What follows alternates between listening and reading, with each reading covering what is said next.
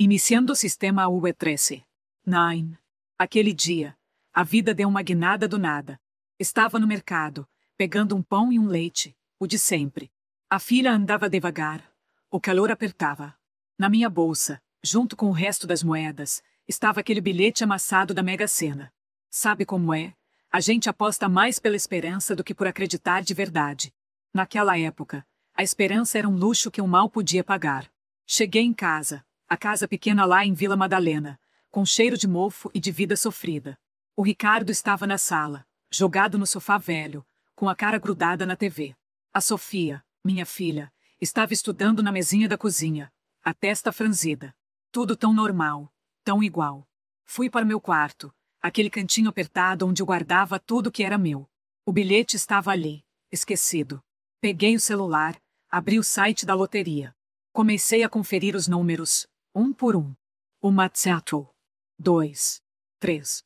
Meu coração começou a bater mais forte, um tambor descompassado no peito. 4, 5. O ar ficou rarefeito. 6. Eu não acreditei. Olhei de novo, os olhos ardendo. Era real. Todos os números batiam.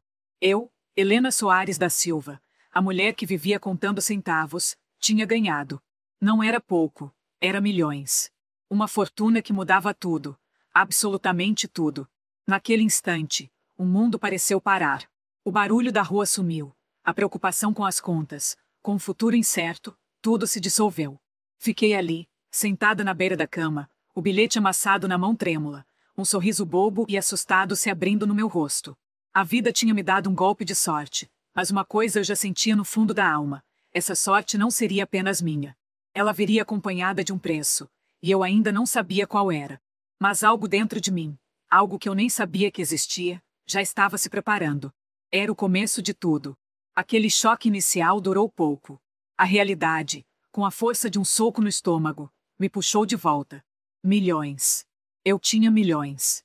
O que fazer com aquilo? A primeira coisa foi sair daquele barraco em Vila Madalena, que mais parecia um favor que a vida me fazia. O Ricardo, meu marido, um homem que sempre soube se aproveitar das minhas fraquezas, ficou mais animado que eu, se é que isso era possível.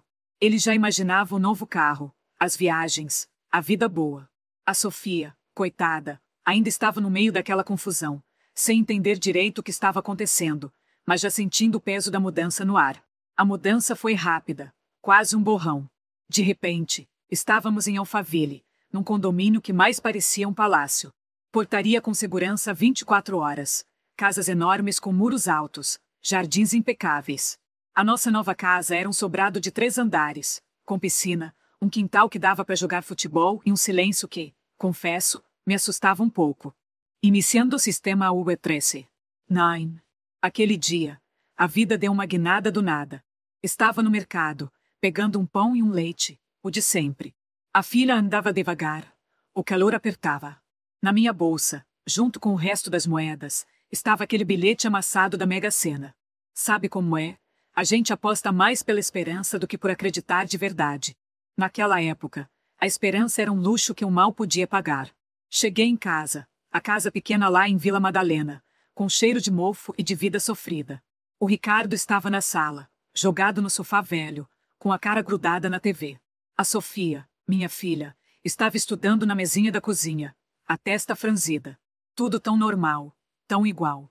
Fui para meu quarto, aquele cantinho apertado onde eu guardava tudo que era meu. O bilhete estava ali, esquecido. Peguei o celular, abri o site da loteria. Comecei a conferir os números, um por um. Uma, 2, 3. Meu coração começou a bater mais forte, um tambor descompassado no peito. 4, 5. O ar ficou rarefeito. 6. Eu não acreditei. Olhei de novo, os olhos ardendo. Era real. Todos os números batiam. Eu, Helena Soares da Silva, a mulher que vivia contando centavos, tinha ganhado. Não era pouco, era milhões. Uma fortuna que mudava tudo, absolutamente tudo. Naquele instante, o mundo pareceu parar. O barulho da rua sumiu, a preocupação com as contas, com o futuro incerto, tudo se dissolveu. Fiquei ali, sentada na beira da cama, o bilhete amassado na mão trêmula, um sorriso bobo e assustado se abrindo no meu rosto. A vida tinha me dado um golpe de sorte, mas uma coisa eu já sentia no fundo da alma: essa sorte não seria apenas minha. Ela viria acompanhada de um preço, e eu ainda não sabia qual era. Mas algo dentro de mim, algo que eu nem sabia que existia, já estava se preparando. Era o começo de tudo. Aquele choque inicial durou pouco. A realidade, com a força de um soco no estômago, me puxou de volta. Milhões. Eu tinha milhões. O que fazer com aquilo? A primeira coisa foi sair daquele barraco em Vila Madalena, que mais parecia um favor que a vida me fazia. O Ricardo, meu marido, um homem que sempre soube se aproveitar das minhas fraquezas, ficou mais animado que eu, sei que isso era possível. Ele já imaginava o novo carro, as viagens, a vida boa. A Sofia, coitada, ainda estava no meio daquela confusão, sem entender direito o que estava acontecendo, mas já sentindo o peso da mudança no ar. A mudança foi rápida, quase um borrão.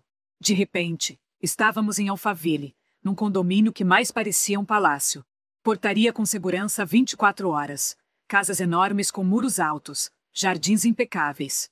A nossa nova casa era um sobrado de 3 andares, com piscina, um quintal que dava para jogar futebol e um silêncio que, confesso, me assustava um pouco.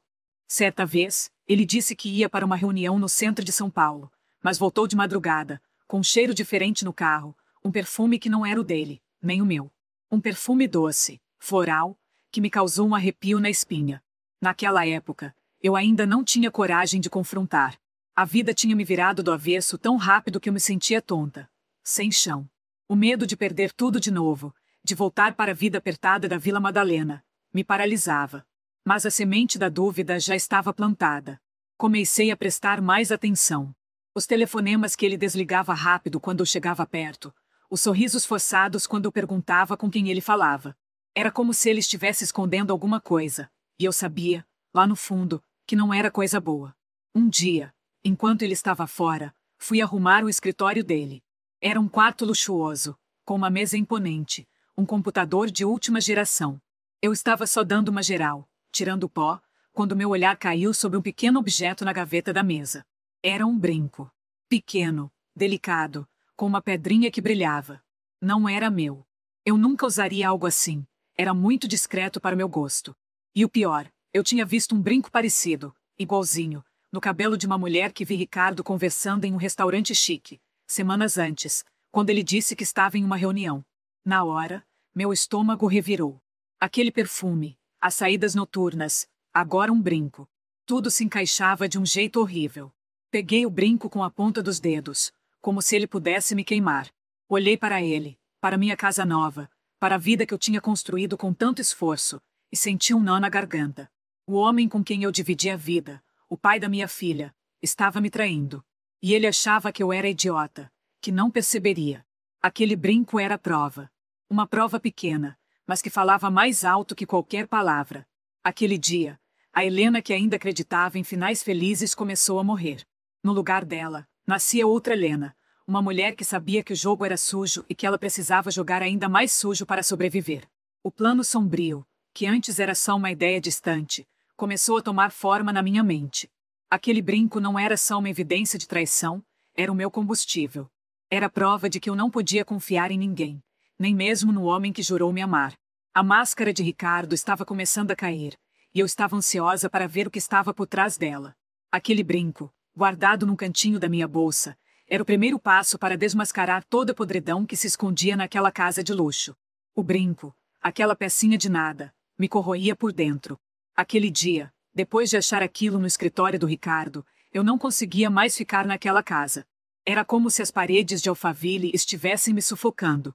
A Sofia estava no quarto dela, e eu, em vez de falar com ela, fui para meu antigo quarto, aquele que antes era o meu refúgio em Vila Madalena, mas que agora servia mais como um depósito de coisas que eu não sabia onde guardar. A mudança para cá foi tão rápida, sabe?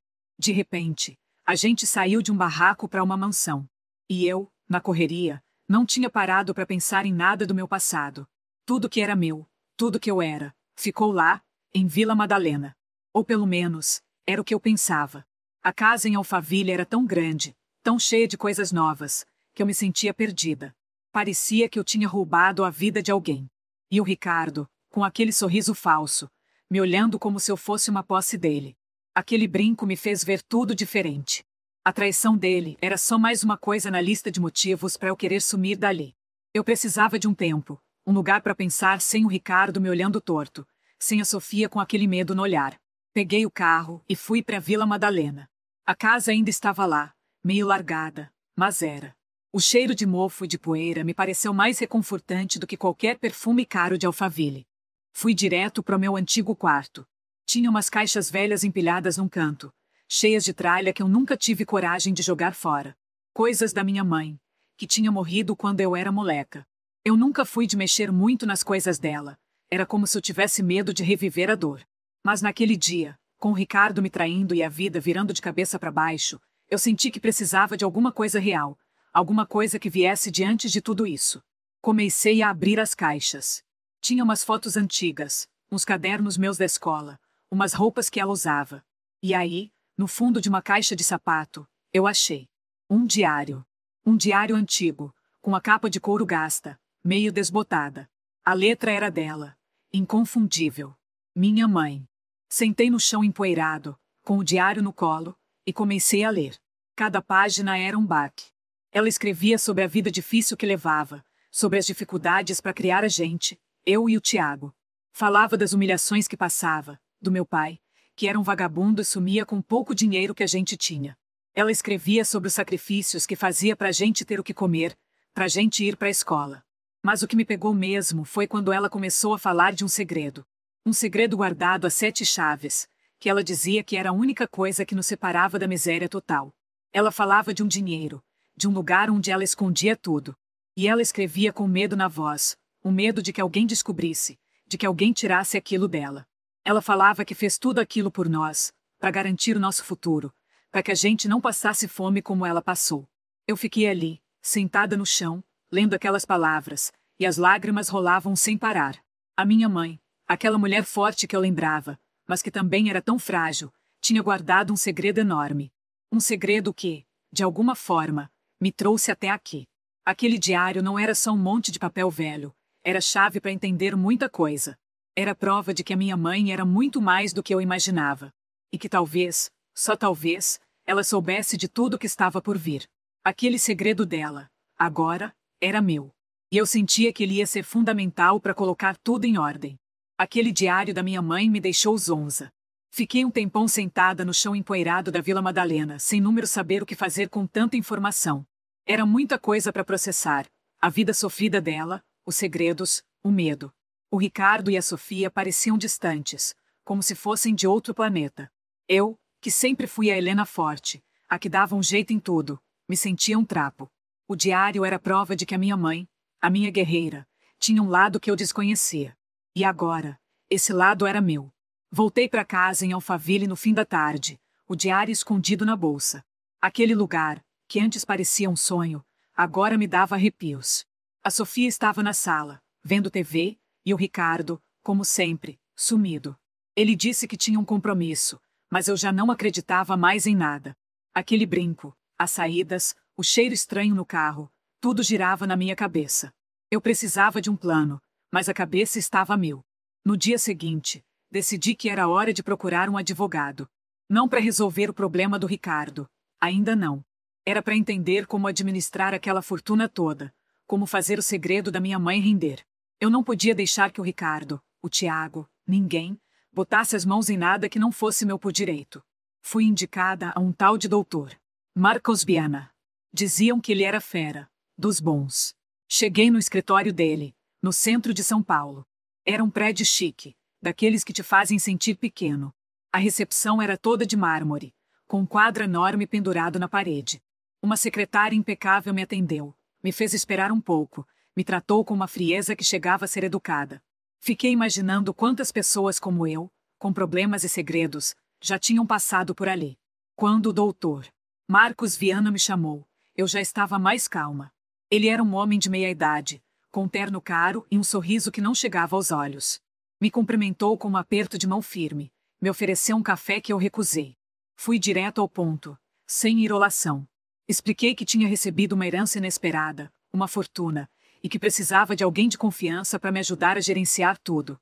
Ele me ouviu com atenção, balançando a cabeça de vez em quando. Parecia genuinamente interessado. Falou sobre investimentos, sobre impostos, sobre como era importante ter um planejamento. Disse que meu caso era delicado, mas que ele adorava desafios. Me fez um monte de perguntas sobre a origem do dinheiro, sobre quem mais sabia. Eu respondi o que achei que ele precisava saber, mas guardei o segredo do diário para mim. No fim da conversa, ele me estendeu um contrato. Um contrato longo, cheio de termos que eu não entendia direito. Ele me garantiu que era o procedimento padrão, que era para proteger meus interesses. Disse que, com a fortuna que eu tinha, era fundamental ter tudo documentado. Eu olhei para ele, para aquele sorriso falso, e senti um frio na barriga. Era a mesma sensação que eu tinha quando Ricardo falava aquelas coisas bonitas, mas que escondiam uma verdade podre. Ele me disse que, com a minha situação, era bom ter alguém cuidando de tudo, alguém que entendesse do ramo. Falou que o Ricardo, com a vida que levava, não era a pessoa ideal para lidar com tanto dinheiro.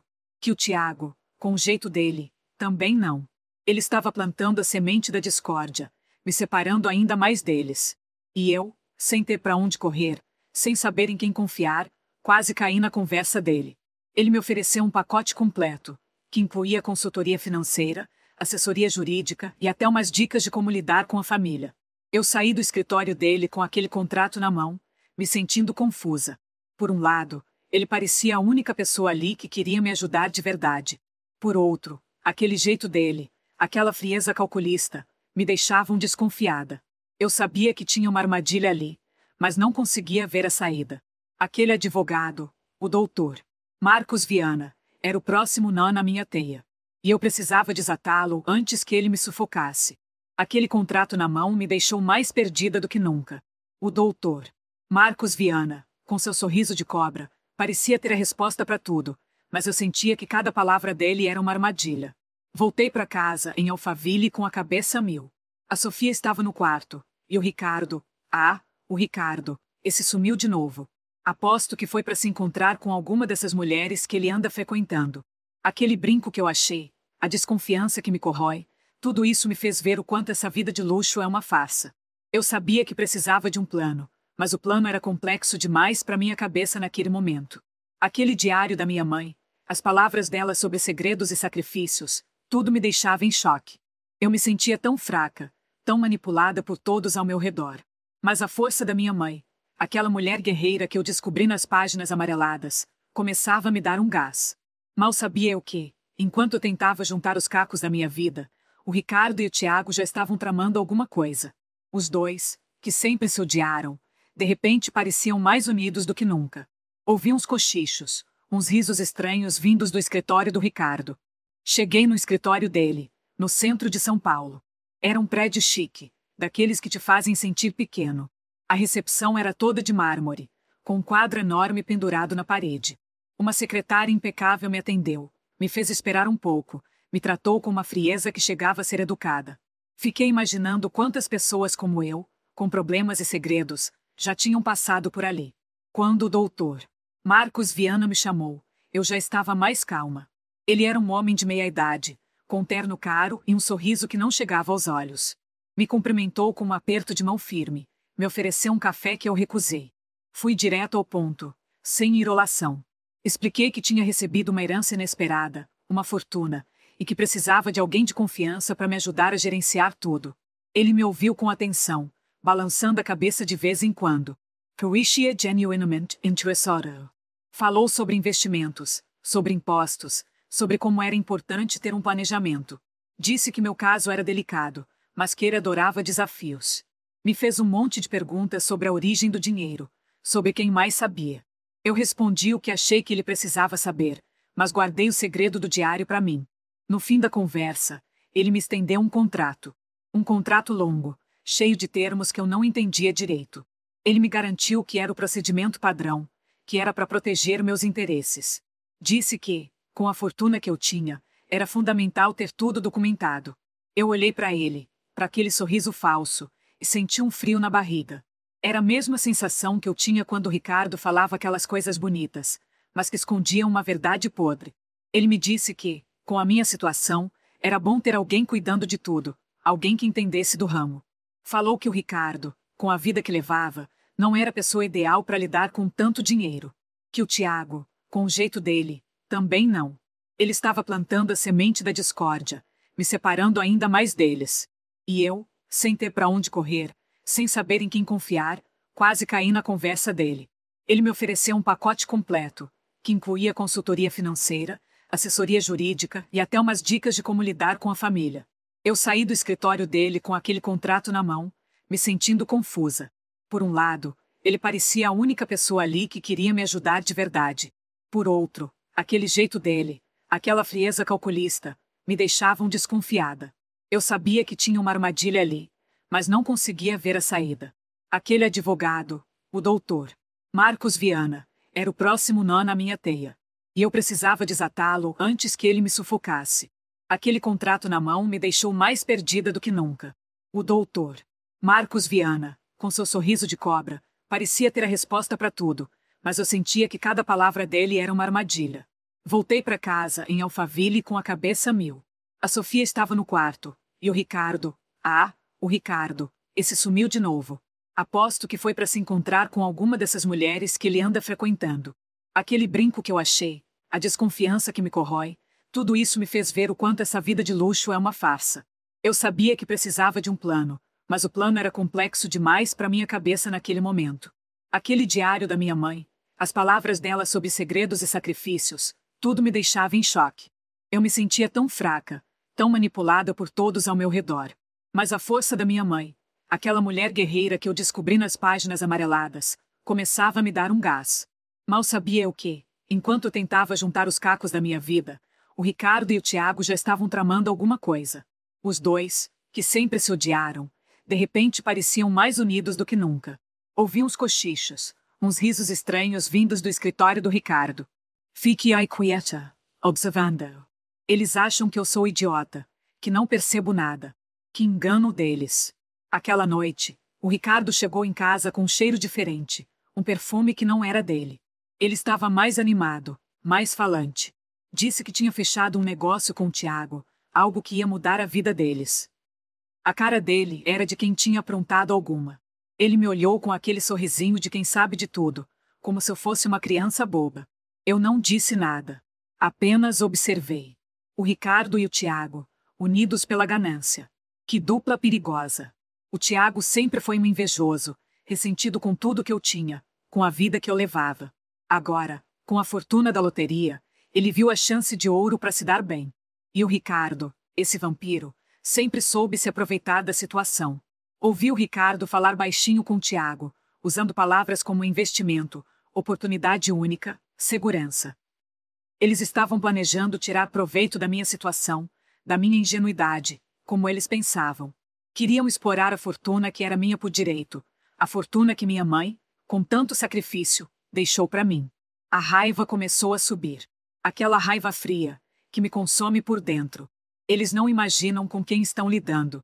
Aquele diário da minha mãe me deu a força que eu precisava. Aquele segredo dela, que eu ainda não desvendei completamente, é a minha arma. Eu não sou mais a mesma Helena que eles conheceram. A vida me ensinou a ser esperta, a observar, a esperar o momento certo. E o momento certo está chegando. O Ricardo e o Tiago podem se unir, podem tramar o que quiserem. Eles vão cair. E quando caírem, vão entender que mexeram com a pessoa errada. A aliança deles é a prova de que a ganância cega. E eu vou usar isso contra eles. Vou desmascarar essa podridão toda. O condomínio de luxo em Alphaville virou minha prisão dourada. Cada canto me lembrava o quanto eu estava sendo enganada, o quanto a vida que eu levava era uma mentira montada. Aquele diário da minha mãe, guardado a 7 chaves, era meu único consolo, minha única prova de que existia uma verdade por trás de tudo. Mas a verdade, como eu estava descobrindo, tinha muitas faces, e a mais dolorosa era a da minha própria filha. A Sofia andava estranha há dias. Olhos baixos, sumindo no quarto assim que o pai chegava, um silêncio que gritava mais alto que qualquer briga. Eu sabia que ela estava sofrendo, que a pressão do Ricardo era demais para uma garota de 22 anos. Mas eu nunca imaginei que ela fosse se entregar daquele jeito. Uma tarde, enquanto eu tentava organizar a bagunça que virou a minha vida, a Sofia apareceu na porta do meu quarto. Estava pálida, com os olhos vermelhos, segurando um copo d'água com as mãos tremendo. Ela não disse nada, apenas me encarou com uma expressão de quem ia desabar. Mãe, eu não aguento mais. Ela sussurrou, a voz embargada. Meu coração apertou. Sabia que era algo sério. Aproximei-me dela. A abracei forte. O cheiro dela, aquele perfume suave que eu tanto amava, me trouxe um misto de saudade e dor. O que foi? Meu amor? Me conta. Eu pedi, tentando manter a calma, mas por dentro o medo já me corroía. Ela começou a falar, um fio de voz que ia se tornando mais forte a cada palavra. E Dona Lourdes, a matriarca que sempre me acolheu, era a verdadeira vilã por trás das cortinas. Aquele dinheiro da loteria, que deveria ter sido a minha salvação, acabou sendo a chave para desvendar um passado podre, que me atingia de perto. A raiva que eu sentia não era mais só pelo Ricardo. Era por todas as mentiras, por todas as manipulações. Eu me sentia suja, usada. Mas, ao mesmo tempo, uma força nova tomava conta de mim. A força da minha mãe, que lutou e sofreu em silêncio. Eu não ia mais sofrer em silêncio. Eu ia expor todas elas. Dona Lourdes, Ricardo, Tiago, todos eles iam pagar. Aquele diário, que um dia foi um consolo, agora era o meu mapa para a vingança. A casa em Alphaville não era mais minha prisão, era o meu campo de batalha. E eu estava pronta para lutar. Aquele diário da minha mãe, a porcaria daquele diário antigo de couro, virou meu guia. Cada página amarelada me mostrava um pedaço da verdade que eles tentaram enterrar.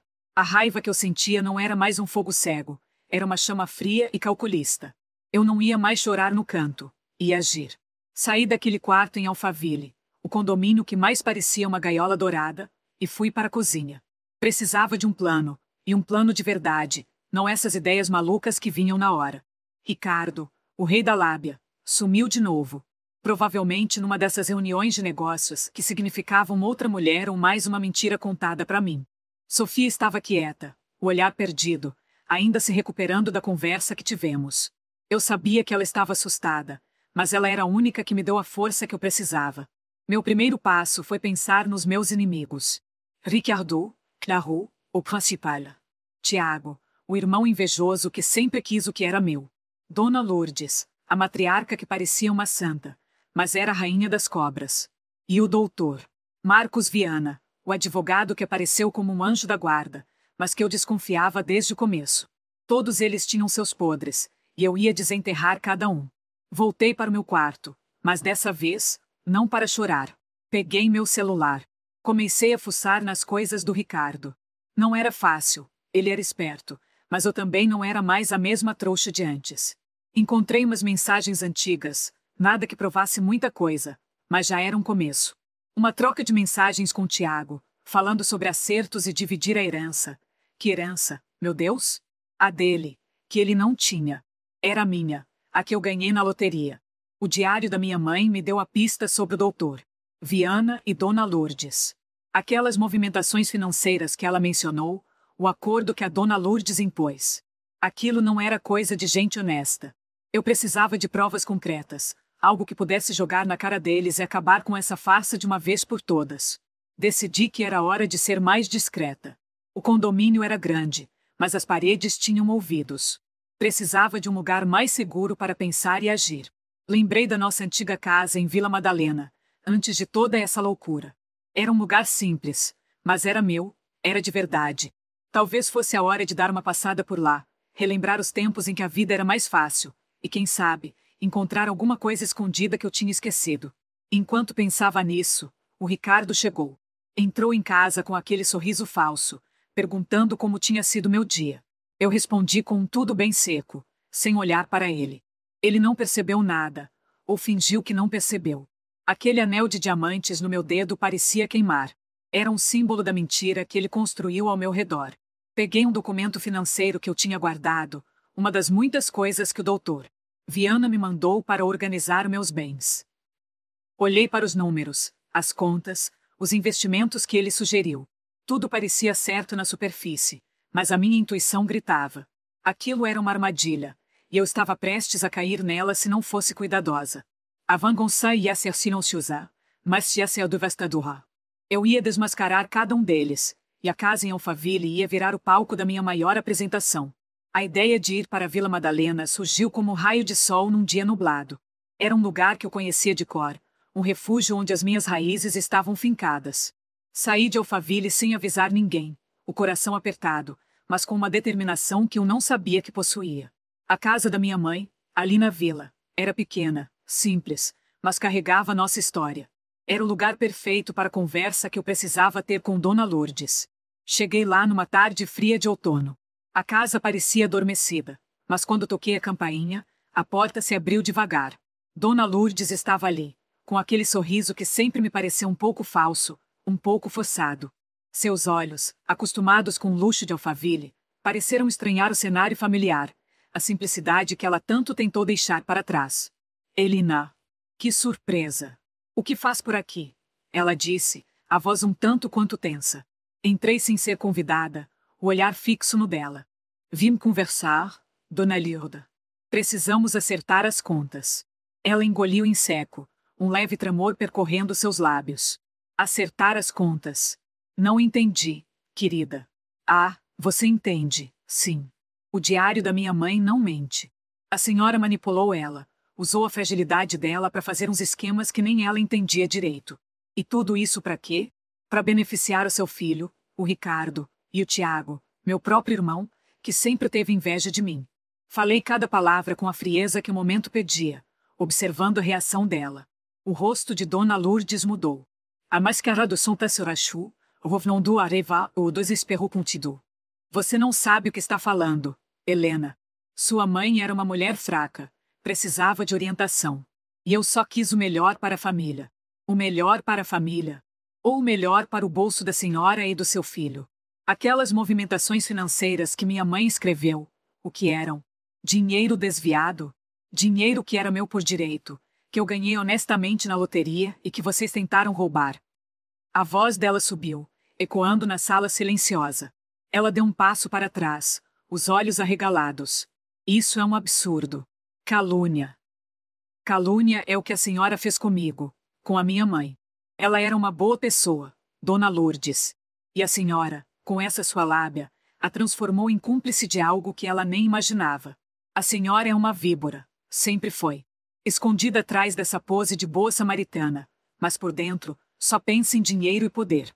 As lágrimas começaram a brotar nos olhos dela, mas eu não senti pena. Aquelas lágrimas eram de quem foi pega em flagrante, não de quem se arrepende. Você não pode provar nada disso. Ela sibilou, a voz embargada. Ah, mas eu posso. Retruquei, um sorriso amargo surgindo em meus lábios. O diário da minha mãe é só o começo. Tenho mais coisas guardadas. Coisas que vão fazer a senhora e o Ricardo tremerem na base. A época em que a senhora manipulava todo mundo acabou. Eu respondi com um tudo bem seco, sem olhar para ele. Ele não percebeu nada, ou fingiu que não percebeu. Aquele anel de diamantes no meu dedo parecia queimar. Era um símbolo da mentira que ele construiu ao meu redor. Peguei um documento financeiro que eu tinha guardado, uma das muitas coisas que o doutor Viana me mandou para organizar meus bens. Olhei para os números, as contas, os investimentos que ele sugeriu. Tudo parecia certo na superfície, mas a minha intuição gritava. Aquilo era uma armadilha, e eu estava prestes a cair nela se não fosse cuidadosa. A vingança ia ser silenciosa, mas ia ser devastadora. Eu ia desmascarar cada um deles, e a casa em Alphaville ia virar o palco da minha maior apresentação. A ideia de ir para a Vila Madalena surgiu como um raio de sol num dia nublado. Era um lugar que eu conhecia de cor, um refúgio onde as minhas raízes estavam fincadas. Saí de Alphaville sem avisar ninguém, o coração apertado, mas com uma determinação que eu não sabia que possuía. A casa da minha mãe, ali na vila, era pequena, simples, mas carregava nossa história. Era o lugar perfeito para a conversa que eu precisava ter com Dona Lourdes. Cheguei lá numa tarde fria de outono. A casa parecia adormecida, mas quando toquei a campainha, a porta se abriu devagar. Dona Lourdes estava ali, com aquele sorriso que sempre me pareceu um pouco falso, um pouco forçado. Seus olhos, acostumados com o luxo de Alphaville, pareceram estranhar o cenário familiar, a simplicidade que ela tanto tentou deixar para trás. Helena, que surpresa! O que faz por aqui? Ela disse, a voz um tanto quanto tensa. Entrei sem ser convidada, o olhar fixo no dela. Vim conversar, Dona Lourdes. Precisamos acertar as contas. Ela engoliu em seco, um leve tremor percorrendo seus lábios. Acertar as contas. Não entendi, querida. Ah, você entende, sim. O diário da minha mãe não mente. A senhora manipulou ela, usou a fragilidade dela para fazer uns esquemas que nem ela entendia direito. E tudo isso para quê? Para beneficiar o seu filho, o Ricardo, e o Tiago, meu próprio irmão, que sempre teve inveja de mim. Falei cada palavra com a frieza que o momento pedia, observando a reação dela. O rosto de Dona Lourdes mudou. A máscara de santa se rachou, revelando a raiva e o desespero contidos. Você não sabe o que está falando, Helena. Sua mãe era uma mulher fraca, precisava de orientação. E eu só quis o melhor para a família. O melhor para a família. Ou o melhor para o bolso da senhora e do seu filho. Aquelas movimentações financeiras que minha mãe escreveu, o que eram? Dinheiro desviado? Dinheiro que era meu por direito, que eu ganhei honestamente na loteria e que vocês tentaram roubar. A voz dela subiu, ecoando na sala silenciosa. Ela deu um passo para trás, os olhos arregalados. Isso é um absurdo. Calúnia. Calúnia é o que a senhora fez comigo, com a minha mãe. Ela era uma boa pessoa, Dona Lourdes. E a senhora, com essa sua lábia, a transformou em cúmplice de algo que ela nem imaginava. A senhora é uma víbora, sempre foi. Escondida atrás dessa pose de boa samaritana, mas por dentro, só pensa em dinheiro e poder. As lágrimas começaram a brotar nos olhos dela, mas eu não senti pena. Aquelas lágrimas eram de quem foi pega em flagrante, não de quem se arrepende. Você não pode provar nada disso. Ela sibilou, a voz embargada. Ah, mas eu posso. Retruquei, um sorriso amargo surgindo em meus lábios. O diário da minha mãe é só o começo. Tenho mais coisas guardadas. Coisas que vão fazer a senhora e o Ricardo tremerem na base. A época em que a senhora manipulava todo mundo acabou. Aquela que ele manda mensagem o dia todo, que ele fala que é o amor da vida dele. A mesma que ele deu aquele perfume caríssimo que eu achei escondido na gaveta dele. Eu disse, sem rodeios. O Ricardo, que estava perto, ouviu tudo. Ele veio na nossa direção, com o rosto vermelho de raiva. Helena, que história é essa? Que falta de respeito. Ele gritou. Falta de respeito é você, Ricardo, traindo sua esposa, mentindo para todo mundo, e ainda achando que pode vir aqui e se fazer de vítima. A sua nova namoradinha está ali. Oh, eu apontei para Bruna, que estava conversando com um grupo de pessoas, sem fazer ideia do que estava acontecendo. O silêncio tomou conta do salão. Todo mundo olhando para a gente, para o Ricardo, para Bruna. A Lourdes tentou intervir, mas eu não deixei. Não, Dona Lourdes, deixa que eu explico. O Ricardo, com a ajuda da senhora e do Tiago, acha que pode roubar o meu dinheiro, me trair e ainda sair ileso. Mas eu não sou mais a mesma Helena de antes. Eu sei de tudo. E agora, todo mundo vai saber também. O Ricardo tentou me agarrar, mas eu me esquivei. A Sofia, que estava ali perto, veio correndo e ficou do meu lado. Aquele jantar, que era para ser uma celebração da vida dele, virou o palco da minha vingança. A cara de choque da Bruna, a humilhação do Ricardo, o olhar de ódio da Lourdes, tudo isso valeu cada segundo. A armadilha tinha sido montada, e ele caiu nela direitinho. Aquele jantar no condomínio de luxo, que devia ser a celebração do Ricardo, acabou virando o palco do meu acerto de contas com ele. A humilhação dele, a cara de choque da Bruna, o olhar de ódio da Lourdes, tudo aquilo me deu um gás, mas eu sabia que a luta ainda não tinha acabado. A Lourdes e o Ricardo eram só a ponta do iceberg. Faltava o Tiago, meu próprio irmão. Aquele que sempre teve inveja de mim, que nunca engoliu o fato de eu ter dado um jeito na minha vida, de ter conseguido algo que ele, com toda a sua arrogância, nunca alcançou. Depois daquele circo todo, a gente voltou para casa. A Sofia estava quieta, processando tudo o que tinha visto. Eu também estava exausta, mas com a cabeça a mil. O Tiago não tinha falado quase nada durante o jantar, só ficava me olhando com aquela cara de quem não sabia de nada, mas eu via nos olhos dele a mesma ganância que eu via no Ricardo e na Lourdes. Ele era parte daquilo tudo, eu sabia.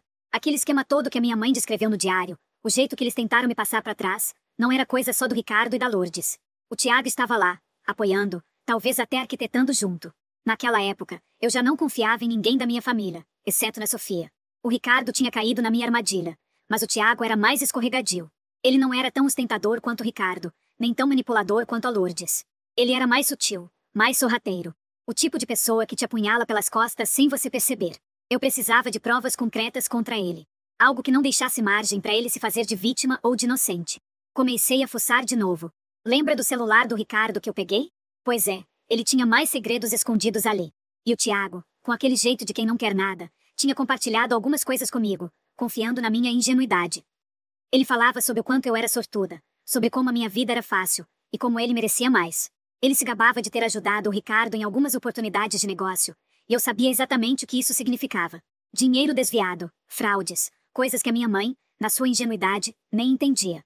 Um dia, mexendo numas pastas antigas do Ricardo no computador dele, achei umas conversas. Conversas dele com o Tiago. Ali, em preto e branco, estava tudo. O plano deles para me afastar do dinheiro, para me fazer parecer louca, para me internar em algum lugar e ficar com tudo. Eles falavam sobre como eu era emocional demais, como eu não sabia lidar com a pressão, e como seria um favor para mim e para a família se eles tomassem as rédeas. O Tiago, com aquela voz mansa que ele usava para enganar todo mundo, planejava como me isolar, como espalhar boatos na minha volta, como fazer todo mundo acreditar que eu estava perdendo o juízo. Ele queria a minha ruína social, queria me ver humilhada, para que ele pudesse finalmente se sentir superior.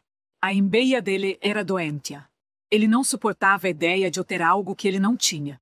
Aquele dinheiro da loteria, para ele, era uma afronta. Ele via como um direito dele, não meu. E ele estava disposto a tudo para conseguir o que queria. A carta de despedida que eu achei no diário da minha mãe, que eu achava que era só sobre a Lourdes e o Ricardo, agora ganhava um novo sentido. A minha mãe também desconfiava do Tiago. Ela escrevia sobre como ele era muito esperto e como ela tinha medo que ele fizesse algo com a minha vida. Com essas conversas em mãos, eu sabia que tinha a munição que precisava. O Tiago, que sempre se escondeu nas sombras, ia ser exposto da pior forma possível. Aquele jantar com o Ricardo foi só o começo. A próxima fase era desmascarar o meu próprio irmão, mostrar para todo mundo o monstro que ele era por trás daquela fachada de bom sujeito. A Vila Madalena parecia um mundo distante agora, mas as raízes daquela família podre ainda estavam ali, fincadas em mim. E eu ia arrancar todas elas, uma por uma. O escritório de advocacia Viana e Associados era a última peça do quebra-cabeça. Eu sabia que o Marcos era o cérebro por trás de muita coisa, o cara que orientava o Ricardo e a Lourdes em como me ferrar. Com as conversas que eu tinha achado no computador do Ricardo, que denunciavam um plano deles para me tirar do jogo, e a carta da minha mãe, que já desconfiava do Tiago, eu tinha munição certa para derrubar o advogado. Aquele jantar no condomínio foi um sucesso. O Ricardo levou o que merecia, mas a minha vingança não estaria completa sem expor o Marcos. Ele era o tipo de gente que se esconde atrás de um diploma e de um terno caro, mas por dentro era podre igual aos outros. Decidi que era a hora de rir. Precisava de um lugar que impusesse respeito, mas que também me desse vantagem. O escritório de advocacia Viana e Associados, com toda sua imponência no centro de São Paulo, seria o palco perfeito. Aquele lugar parecia um cofre, mas eu sabia que até os cofres mais seguros têm suas brechas. Levei comigo o celular com as gravações e os documentos financeiros ocultos que consegui desvendar com a ajuda de um especialista que contratei em segredo. Ele era um cara discreto, um hacker ético que me cobrou um preço alto, mas valeu cada centavo. Marquei uma reunião com o Marcos. Fingi que estava interessada em um investimento diferente, algo que ele adoraria ouvir, já que ele só pensava em dinheiro. Cheguei pontualmente, vestida de forma impecável, mas com a frieza de quem sabe que está prestes a desmascarar um criminoso. O escritório era exatamente como eu imaginava, cheio de móveis caros, quadros de paisagens genéricas, um silêncio que gritava poder e, ao mesmo tempo, segredo.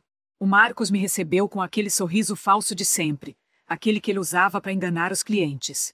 Helena, que surpresa agradável. Sente-se, por favor. Em que posso ajudá-la? Ele disse, com a voz mansa e um tom de quem já sabe tudo. Doutor Marcos, eu vim falar sobre os meus investimentos. Ou melhor, sobre os investimentos com o meu dinheiro. Comecei, direta, sem rodeios. Aquele sorriso dele vacilou por um instante, mas logo se recompôs. Helena, querida, não entendo o que quer dizer. Seus investimentos estão indo muito bem, graças ao nosso trabalho em conjunto. Ele respondeu, com ares de quem não está entendendo nada. Foi aí que eu tirei o celular do bolso. Quer dizer que o senhor não reconhece a sua própria voz, doutor? Ou talvez a voz do Ricardo, falando sobre como vocês iam me fazer de doida para ficar com tudo. Eu apertei o play. A voz do Ricardo, cheia de ganância, ecoou pelo escritório, seguida pela voz calculista do Marcos, detalhando o plano. O rosto do Marcos ficou pálido, a máscara de bom moço caiu por completo. Ele tentou argumentar, gaguejar, mas eu não dei chance. E isso aqui. Eu joguei os documentos financeiros sobre a mesa, mostra exatamente onde meu dinheiro foi parar. Contas offshore, empresas de fachada. Tudo muito bem organizado, não é mesmo? O senhor é um artista na arte de roubar, doutor. Ele se levantou, visivelmente abalado, e tentou uma última cartada. Helena, isso é um mal-entendido. Essas gravações podem ter sido manipuladas, esses documentos forjados. Forjador? Doutor, eu tenho a carta da minha mãe, que também desconfiava do Tiago e das suas artimanhas. Ela sabia que o senhor era um lobo em pele de cordeiro. E agora, a polícia sabe. Eu já entreguei tudo. A sua carreira, a sua reputação, tudo isso acabou hoje, eu disse, sentindo um misto de alívio e exaustão. Ver a cara dele de desespero foi a confirmação de que a minha luta estava chegando ao fim. A queda do advogado era o último ato antes do grande final. O escritório de advocacia Viana e Associados, que antes parecia tão seguro, agora era o cenário da minha vitória. O último ato. Aquele escritório de advocacia, o Viana e Associados, o covil do doutor Marcos, agora era só uma lembrança. A sensação de ter desmascarado aquele verme, de ter jogado na cara dele toda a podridão que ele cultivava, me deu uma força que eu nem sabia que tinha. Mas a vingança, como dizem, é um prato que se come frio, e o meu banquete ainda não tinha acabado. Ainda faltava o grande finale, o momento em que eu ia sentar todos eles para conversar, a minha família, os amigos que eram cúmplices ou meros espectadores da minha desgraça, e mostrar quem eu realmente era. Decidi fazer uma festa. Não era para celebrar, era para expor. Escolhi um lugar neutro, um salão de eventos bacana, nada muito ostentador, para não dar a impressão de que eu estava esbanjando mais do que já tinha feito. A ideia era que todos estivessem ali, sem desculpa, com a cara mais limpa possível. Mandei os convites com um recado simples, uma reunião importante para todos. Ninguém imaginava o que viria pela frente. No dia marcado, o lugar estava cheio. A Sofia, minha filha, estava apreensiva, dava para ver nos olhos dela. Ela sabia que algo grande ia acontecer. O Ricardo, meu ex-marido, chegou com aquele sorriso falso de sempre. A Bruna, a amante dele, agarrada no braço dele como se fosse a dona do mundo. Dona Lourdes, minha sogra, estava lá, com o Tiago, meu irmão, ao lado dela, ambos com aquela cara de quem não quer nada, mas eu via nos olhos deles a mesma fome de sempre. Até alguns amigos que eu achava que eram de verdade estavam lá, gente que eu confiava, e que agora eu sabia que tinham virado as costas para mim. Comecei meu discurso com um tom tranquilo, agradecendo a presença de todos. Falei sobre a sorte que eu tive, sobre como a vida mudou da água pro vinho. O Ricardo sorria, achando que eu ia falar de como ele era um bom marido, um bom provedor. Dona Lourdes concordava com a cabeça, como se fosse a santa padroeira da família. O Tiago, aquele falso, só me olhava, esperando a minha parte de leão. Mas nem tudo que reluz é ouro, eu disse, e o clima mudou. O sorriso do Ricardo sumiu. A Dona Lourdes ficou tensa. O Tiago me olhou com desconfiança. A vida nos ensina lições, e às vezes, essas lições vêm com um preço alto. Um preço que alguns de vocês fizeram questão de cobrar de mim. Aí eu comecei. Falei do Ricardo, da traição dele, das mentiras que ele contou. Mostrei as provas, as conversas que eu tinha guardado no meu celular.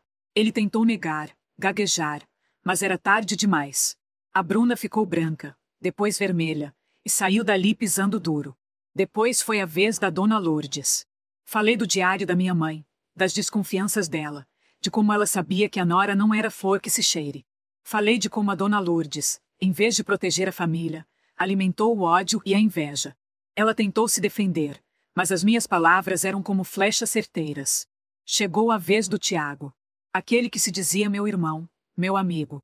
Falei do plano dele, de como ele queria me ver na lama, de como a inveja dele era doentia. Mostrei as conversas que ele teve com o Ricardo, os planos para me tirar do jogo, para me internar, para ficar com tudo. Ele tentou se fazer de vítima, mas ninguém ali acreditou. E por último, o doutor Marcos, o advogado que deveria me proteger, mas que só queria me roubar. Contei sobre as contas offshore, sobre as empresas de fachada, sobre como ele usou a minha ingenuidade para enriquecer às minhas custas. As provas que eu juntei eram irrefutáveis. Aquele salão, que antes parecia um palco de celebração, virou um tribunal. Vi a cara de cada um desmoronar. O Ricardo, humilhado. A Dona Lourdes, envergonhada. O Tiago, furioso e sem saída. O doutor Marcos, derrotado. Os amigos que estavam lá, muitos deles, me olhavam com espanto, outros com vergonha, alguns com certo temor. Sofia, minha filha, estava ali, me olhando com um misto de orgulho e alívio.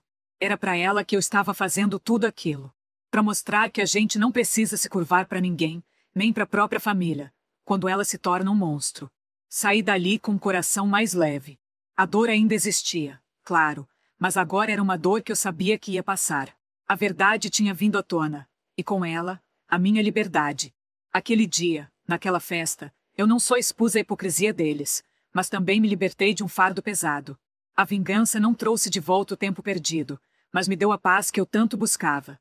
Agora, era a hora de pensar em mim. Era a hora de recomeçar, de verdade. Aquele salão de eventos, que tinha sido palco do meu desabafo mais visceral, agora parecia um fantasma. O eco das verdades expostas ainda pairava no ar, mas para mim, era um som de libertação. A festa, que começou como um acerto de contas, terminou como meu adeus a uma vida que não me pertencia mais. Saí de lá sem olhar para trás. O peso que eu carregava por anos, o peso da desconfiança, das mentiras, da falsidade da minha própria família, tinha sido finalmente jogado no chão. Era um alívio que doía, um alívio que vinha acompanhado de uma solidão imensa, mas era a minha solidão, e eu a escolhi. Os dias seguintes foram um borrão de burocracia e de decisões. O divórcio com Ricardo foi rápido, sem brigas, sem mais nada a dizer. Ele sumiu, provavelmente buscando outra vítima para explorar. Dona Lourdes, envergonhada e derrotada, se recolheu em sua mansão decadente, com o Tiago, o irmão que nunca me quis bem, para fazer companhia. O doutor Marcos, o esperto advogado, agora enfrentava a justiça que ele tanto tentou burlar. Sofia, minha filha, foi a única que se aproximou de verdade. Ela chorou, pediu desculpas por não ter acreditado em mim antes, por ter sido tão fácil de manipular pelo pai. A dor dela era genuína, e eu a abracei. A relação entre nós precisava ser reconstruída, tijolo por tijolo, com base na verdade e na confiança que foram tão brutalmente quebradas. Mas eu sabia que seria possível. Ela era a única que eu restava, a única que valia a pena. O dinheiro da loteria, que antes parecia solução para todos os meus problemas, agora era apenas uma ferramenta. Uma ferramenta que me deu a liberdade de escolher meu próprio caminho, longe daquela teia de aranha que eles teceram ao meu redor. Decidi que não queria mais viver em um condomínio de luxo, cercada de aparências. Aquele lugar me lembrava demais do Ricardo, da Lourdes, do Tiago. Era um lembrete constante da hipocrisia que eu tinha acabado de deixar para trás. Com a minha parte do dinheiro, comprei uma casa simples, mas aconchegante, em um bairro tranquilo, longe do burburinho de São Paulo. Nada de luxo exagerado, nada de ostentação. Mostrei as conversas que ele teve com o Ricardo, os planos para me tirar do jogo, para me internar, para ficar com tudo. Ele tentou se fazer de vítima, mas ninguém ali acreditou.